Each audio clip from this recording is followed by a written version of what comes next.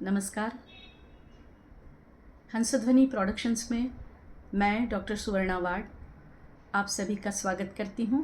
आप सभी को हृदय से नमन करती हूँ। कुछ महीनों पूर्व संगीत के विद्यार्थियों से कुछ बातें इस शीर्षक से मैंने एक श्रृंखला बनाई थी। उसके 4 वीडियोज़ मैंने ब्रॉडकास्ट किए थे। उसी कड़ी के अंतर्गत आज भी मैं विद्यार्थियों से कुछ बातें करना चाहती हूँ। आज 2025 का अंतिम गुरुवार है, 25 दिसंबर।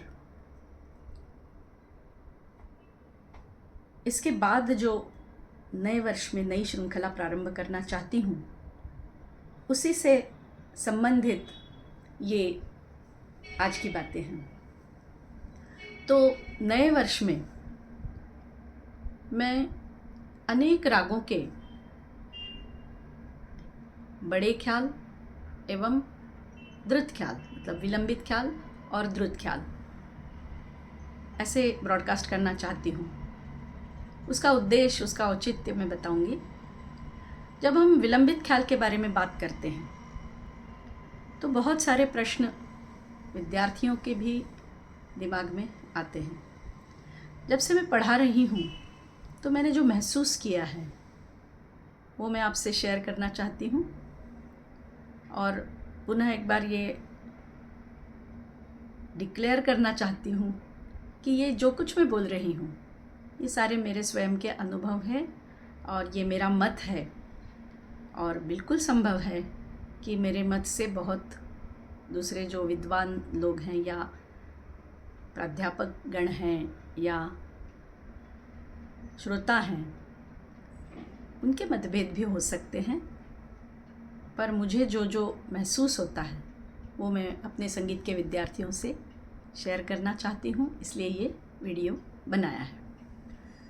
इस वीडियो में मैं विलंबित ख्याल के बारे में, उसके ताल, लय, उसका प्रस्तुतिकरण, इन सभी के बारे में, उसका औचित्य, क्यों गाना चाहिए बड़ा ख्याल, इसके बारे में थोड़ी सी बात करना चाहती हूँ।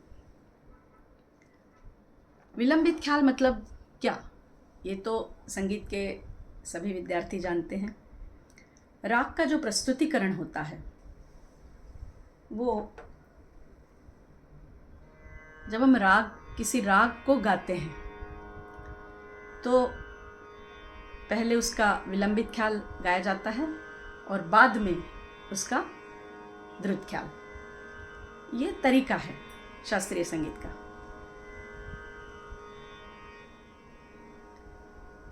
तो ये विलंबित ख्याल जो होता है ये क्या होता है, सर्वप्रथम ये हम समझ लेते हैं कि ख्याल क्या है। ख्याल का सिंपल अर्थ है एक विचार, एक थॉट। तो जो ख्याल की जो बंदिश होती है, विलंबित ख्याल की जो बंदिश होती है, उसमें आवश्यक नहीं होता कि तुकबंदी होनी चाहिए या अनुप्रास, इस प्रकार के अलंकार होने चाहिए, ज़रूरी नहीं है। वो एक केवल विचार होता है और उसको स्वरों का जो है आधार मानकर प्रस्तुत किया जाता है। मतलब विलंबित ख्याल में या शास्त्रीय संगीत में हम राग प्रस्तुति करते हैं, उसमें ख्याल का, बंदिश का साहित्य इतना मायने नहीं रखता। तो विलंबित ख्याल यानी विलंबित लय में गाई जाने वाली बंदिश, मतलब विलंबित ख्याल। तो इसके जो ताल होते हैं वो निश्चित होते हैं। जैसे एक ताल, 3 ताल, तिलवाड़ा, झूमरा और इवन झपताल, रूपक भी ये ताल हैं जिसमें बड़े ख्याल या विलंबित ख्याल गाए जाते हैं। लेकिन अत्यधिक प्रचलित जो है वो है विलंबित एक ताल। एक ताल में सर्वाधिक बंदिशें गाई जाती हैं। और तिलवाड़ा, झुमरा, ये दो ताल तो ऐसे हैं कि इसमें द्रुत बंदिशें नहीं होती, इसमें सिर्फ विलंबित बंदिशें होती हैं। लेकिन कंपैरेटिवली, मतलब तुलनात्मक रूप से, एक ताल जो होता है उसकी लय काफ़ी धीमी होती है, ऐसा देखा जाता है। मतलब ये कोई रूल नहीं है, हार्ड एंड फास्ट रूल नहीं है, लेकिन ऐसा देखा जाता है कि तिलवाड़ा, झुमरा, ये जो ताल हैं ये थोड़े से मध्यलय की तरफ झुकने वाले होते हैं, जबकि विलंबित एक ताल जो होता है वो विलंबित होता है, काफ़ी धीमा चलता है।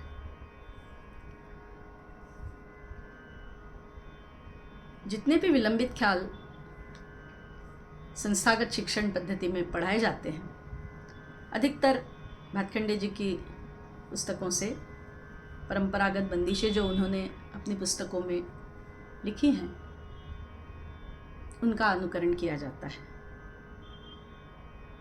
और उसमें हम ये पाते हैं कि वो जो बड़े ख्याल होते हैं वो काफ़ी लंबे होते हैं, 2-3 आवर्तनों के।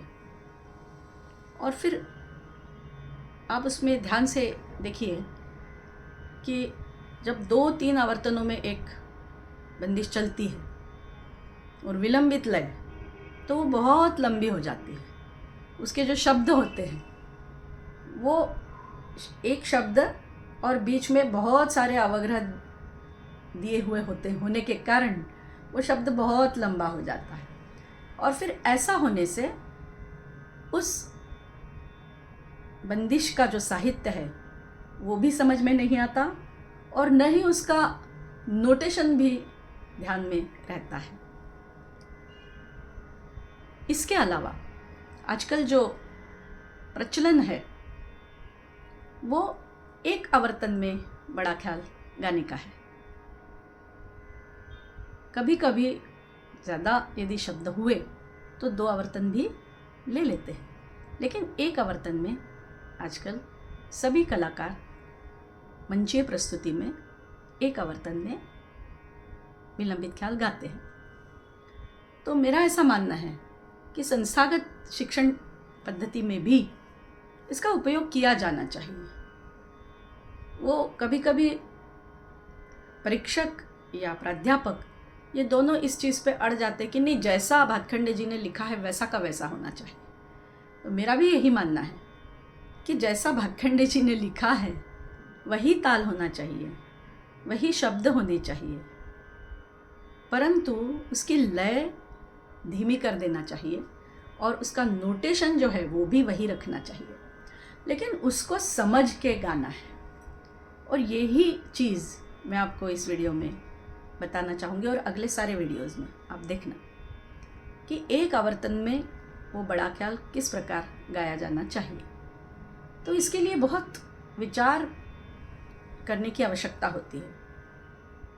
ये परंपरागत जो बंदिशें हैं ये कभी कभी बहुत अच्छी होती हैं, कभी कभी क्या मतलब हमेशा ही, लेकिन उसका जो लिखने का और गाने का तरीका है वो इतना लंबा चौड़ा और ऐसा बोरिंग जिसको कहा जाता है वैसा हो जाता है कभी कभी बच्चों को, और ध्यान में भी नहीं आता। इसलिए उसको एक पूरी बंदिश को पढ़ना, बंदिश को समझना और फिर बंदिश को गाना, ये बात बहुत मायने रखती है और सभी को इस पर विचार करना चाहिए। केवल भातखंडे जी की किताब ले ली, उसमें से वो ख्याल देख लिया और अब गा रहे हैं और परंपरागत रूप से गा ही रहे हैं, ऐसा नहीं होना चाहिए। उस पर विचार करना चाहिए। उन शब्दों को एक उसी नोटेशन में लेकिन एक आवर्तन में हमें गाते आना चाहिए। और इसका केवल एक वीडियो मैंने कभी बहुत पहले भी बनाया है कि विलंबित ख्याल की बंदिश को एक आवर्तन में कैसे गाना, वो भी उसको भी आप यदि देखना चाहें तो, सुनना चाहें तो सुनिए। तो विलंबित ख्याल की लय जो होती है वो कैसी रखी जानी चाहिए, तो हर कलाकार अपनी अपनी रुचि के अनुसार उसको रखता है, लेकिन एक प्राध्यापक होने के नाते मैं ये सभी विद्यार्थियों को बताना चाहती हूँ कि अति विलंबित भी नहीं होना चाहिए। विलंबित ख्याल की जो लय होती है वो अति विलंबित भी नहीं होना चाहिए और बहुत मध्यलय की तरफ भी झुकने वाली नहीं होना चाहिए। हाँ, यदि आप तिलवाड़ा झुमरा में गा रहे हैं तो अति विलंबित नहीं वो अच्छी लगती, क्योंकि तीर कीट इतना लंबा चलता है और उसके बाद वो धिन धा तीर कीट ऐसा होता है, तो वो समझने में बहुत दिक्कत होती है। जब आप पूरा ताल पक्का हो सकता है आपका, जब हो जाता है तब आप वो कोशिश करिए। लेकिन जब तक आप विद्यार्थी हैं, जब आपको मंची प्रस्तुति में, परीक्षा में मंची प्रस्तुति देना है, तो आप इतना ध्यान रखिए। मान लीजिए कि 48 सेकंड का एक आवर्तन होना चाहिए और उसके लिए जो सेकंड्स का ये होता है घड़ी में, टिक टिक टिक टिक, तो उस पर अपनी मात्राओं को चलाना चाहिए। जैसे धिन धिन, धा, गे, ती, र, की, ट, तू, इस प्रकार से। तो ऐसा करने से वो 12 मात्रा, एक मात्रा 4 सेकंड की, इस प्रकार 48 मात्रा का एक आवर्तन हो जाता है। तो उसको उस प्रकार बिठा लेना चाहिए एक आवर्तन में और फिर गाना चाहिए। जब भातखंडे जी के जो बड़े ख्याल होते हैं वो तो 3-3, 4-4 आवर्तन के भी होते हैं। उसके पश्चात रामाश्रय झा जी ने बहुत मतलब सभी रागों में उन्होंने बड़े ख्यालों की रचना की है और वो हमारे लिए बहुत अत्यधिक उपयोगी है। आजकल जो विद्यार्थी सीख रहे हैं संगीत, उनके लिए वो बहुत आवश्यक हैं, तो उनका उपयोग उन्होंने करना चाहिए। तो मेरी आगे वाली जो श्रृंखला है उसमें मैंने यही किया है। मैंने बहुत सारी बंदिशें भातखंडे जी की भी ली हैं और उनको 2-3 आवर्तनों को एक आवर्तन में कैसे गाना है वो उसमें समझाया है। समझाया मतलब गाया है, आप उसको समझ लीजिए, और एक एक छोटा ख्याल भी उसके साथ दिया है। बहुत बार क्या होता है कि प्राध्यापकों को, संगीत के शिक्षकों को, विद्यार्थी जो प्राइवेट परीक्षाएं देते हैं उनको बंदिशें ही नहीं मिलती, मतलब बड़े ख्याल की। छोटे ख्याल तो बहुत मिल जाते हैं, लेकिन विलंबित ख्याल की बंदिशें कम मिल पाती हैं और फिर उसको भी एक आवर्तन में गाने के लिए उनको कहीं नहीं मिलते। तो आजकल के जो बंदिशकार हैं वो बहुत इस प्रकार एक आवर्तन में बंदिशें विलंबित ख्याल की लिख रहे हैं। लेकिन क्या होता है कि बंदिशकार जो होता है उसके लिमिटेशंस होते हैं। वो जो चाहता है वो पूरा उसका नोटेशन लिखता है, लेकिन हर चीज़ जो उसके दिमाग में है, उन शब्दों के जो भाव हैं, उन दो मात्राओं के बीच की जो गैप है, उस हर चीज़ को वो लिखित रूप में नहीं बता सकता। वो हमें समझना होता है। बंदिश पढ़ना है, मात्रा टू मात्रा जो नोटेशन बंदिशकार ने लिखा है वो गाना, लेकिन बंदिश को समझना मतलब उन शब्दों को किस प्रकार गाया हुआ होगा। और आजकल तो उसकी सीडी और ये भी मिल जाते हैं, लेकिन हर चीज़ इतनी इजीली अवेलेबल नहीं होती। आपको एक बंदिश दिखी और तुरंत आपको उसकी सीडी, उसकी कैसेट नहीं मिल पाएगी। यूट्यूब है, हर चीज़ है अपने पास, लेकिन जब बंदिश कोई सामने आती है, जैसे भातखंडे जी की ही बंदिशें ले लीजिए, परंपरागत हैं तो उनको गाना भी चाहिए, लेकिन अब उसकी तो कोई सीडी नहीं है। तो इसलिए उन बंदिशों के ऊपर का नोटेशन बार बार देखना चाहिए और एक शब्द का नोटेशन पूरा किस प्रकार है वो देखना चाहिए और उसके बाद उसको एक आवर्तन में गाने की कोशिश करना चाहिए। अब जो औचित्य मैंने आपको पहले बताया कि बड़ा ख्याल क्यों गाना चाहिए, उसकी ये औचित्य उसका ये है कि एक तो बड़ा ख्याल विलंबित होता है, तो उसका जो उससे दमसास बढ़ता है। विलंबित ख्याल के रियाज करने से दमसास बढ़ता है, क्योंकि एक ही स्वर को हम काफ़ी देर तक गाते रहते हैं। दूसरी बात, उससे हमारी उपज अंग बढ़ती है। विलंबित ख्याल गाने से हमारी उपज अंग बढ़ती है, क्योंकि हम इत्मीनान से बैठते हैं और एक एक स्वर की बढ़त करते जाते हैं। तो एक स्वर की बढ़त, फिर दूसरे स्वर की बढ़त, इससे विचार शक्ति बढ़ती है, तो हमारी उपज अंग इससे बहुत अच्छी होती है। इससे लयकारी हमारी अच्छी होती है उस राग की। और विलंबित ख्याल से राग का स्वरूप जो होता है वो बहुत अच्छी तरह से समझ में आता है। जब हम विलंबित ख्याल का रियाज करते हैं तो राग का स्वरूप, उसकी बिल्कुल सूक्ष्म बातें ये विलंबित ख्याल के रियाज से ही समझ में आती है। द्रुत ख्याल में कभी कभी नियमों में शिथिलता हो जाती है, लेकिन विलंबित ख्याल में वैसा नहीं होता। विलंबित ख्याल में उस राग का स्वरूप स्पष्ट दिखाई देता है। तो इसलिए हर राग का विलंबित ख्याल गाते आना चाहिए, उसका रियाज करना चाहिए, उससे राग का स्वरूप समझ में आता है। दूसरी बात यह है कि जब हम कोई विलंबित ख्याल गाते हैं, और मतलब अब हम इस युग में हैं, तो जो बहुत मुगल काल की जो बंदिशें हैं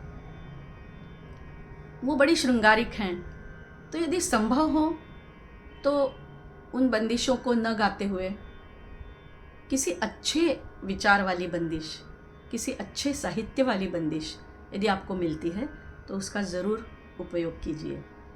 जितना उसका साहित्य अच्छा होता है उतना हमारा मन भी अच्छा होता है और हम प्रसन्न रहते हैं, और उससे जितना हम प्रसन्न रहते हैं उतना गायन खिलता है। तो वो भी बड़े ख्याल के साहित्य की तरफ भी अब ध्यान देने की आवश्यकता है। बड़े ख्याल का रियाज करने से हमें एक चैनदारी या सुकून की प्राप्ति होती है, हमें एक समाधान मिलता है रियाज का। केवल छोटे ख्याल द्रुत बंदिशें गाने से वो समाधान नहीं मिलता। द्रुत ख्यालों में एक चंचलता होती है और विलंबित ख्याल में एक गंभीरता होती है। तो इसलिए ताल पक्ष भी हमारा उससे मजबूत होता है। दो मात्राओं के बीच की गैप विलंबित ख्याल में जितनी अच्छी तरह से समझ में आती है, द्रुत ख्याल में वो सरल होती है, लेकिन विलंबित ख्याल में वो बहुत अच्छी तरह से समझ में आती है और समझ में आना चाहिए। उससे हमारा ताल पक्ष अच्छा होता है।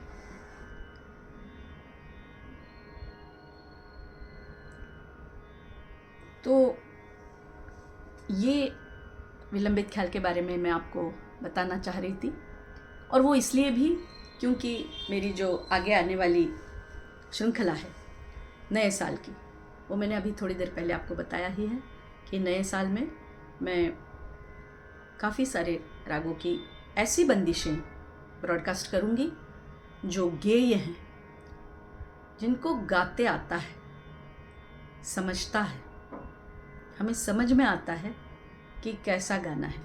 उसका साहित्य भी जहाँ तक संभव हो अच्छा होगा, उसका उस बंदिश से राग का स्वरूप भी स्पष्ट होगा, और आपको वो बंदिशें तैयार मिलेंगी।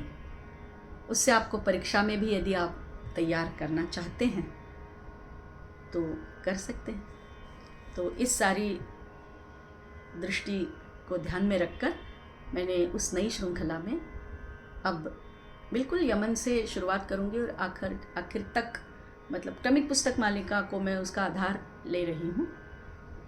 तो 5वीं 6ठी किताबों की भी, उसमें भी यदि मुझे बड़े ख्याल प्राप्त होते हैं तो मैं सारे रागों के विलंबित ख्याल ब्रॉडकास्ट करना चाहती हूँ। तो ज़रूर इसका लाभ लीजिए सभी विद्यार्थी, और यदि आपको अच्छा लगता है तो मुझे ज़रूर बताएं।